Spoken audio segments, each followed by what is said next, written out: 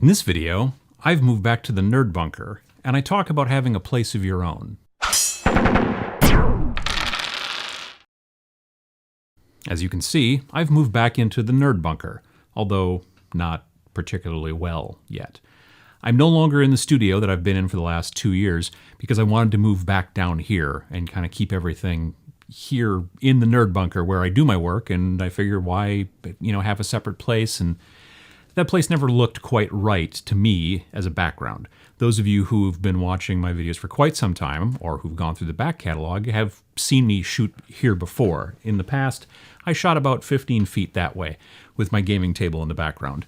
Now, I'm shooting in this new area. I've moved a bunch of stuff out of the way, some shelving and things like that, and over time, I'm going to be clearing this area out, doing some stuff in the background, but right now it's pretty much still kind of a mess. And the point of this episode is to talk about having your own hobby space. It's really important if you want to keep your momentum going, if you want to keep your output going, to have a dedicated space where you can do your hobby work. You don't have to have a nice gaming table that you can play games on. You might just do your hobbying at home and play at the shop, and that's fine. What I'm talking about is having a place where you can do production, where you can build models, where you can paint models, where you can do all that different kind of stuff. And it's kind of important that you try to keep it set up as much as possible if you can. Now, I understand that sometimes people live with their parents or other family, grandparents, whatever. Or, you're in college and you live with roommates, you're in a dorm, something like that. Not everybody, is as lucky as I am to have a big basement, which I'm grateful for, that I've got it. And in some parts of the world, from what I understand, there are no basements just because of the way the soil is or whatever. And that, to me, frankly, is just a little bit scary. I can't imagine not having a basement myself, just because I'm a basement dweller from way back. But just because you maybe share a house or you share an apartment or you live even in a dorm, you can still have a very small kind of area, whether it's your desk, maybe it's a section of your desk next to where your computer is. Over here, you've got your section where you've got yourself a nice light and you've got yourself, your paints, and maybe you have to keep them in some sort of box or something like that. They can't all be out where they can be seen easily, but, it's important to have the area set aside. If you've got to constantly go and unpack all your hobby stuff and put it on the dining room table and get it all set up every time you want to paint, those of you that have to do that now, I bet you probably don't get to paint nearly as much as you would like, because just the motivation to be able to sit down and paint versus the motivation to be able to have to go get all your stuff, set it all up, go through all that jazz, and then finally be able to paint. That can be a real motivation killer for a lot of different people. So, simple question, how do you go about doing this? The plan is to basically try to clean up a spot and have an area set up where you will keep your stuff.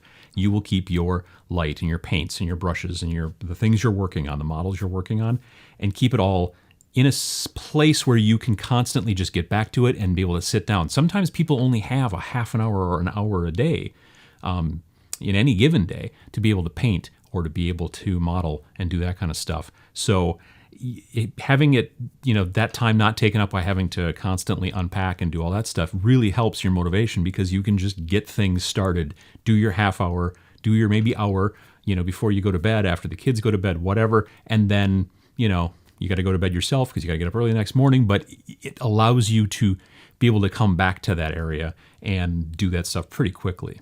I see a lot of pictures on the Paint Showcase Club on Facebook that, people taking pictures of the area or of a model they're working on, and you can see that they've got their desk, and you can see they've got a laptop there. And a lot of times people are using that because they like to watch videos on YouTube like these, or Netflix, or they like to listen to music, or they like to listen to audiobooks, stuff like that.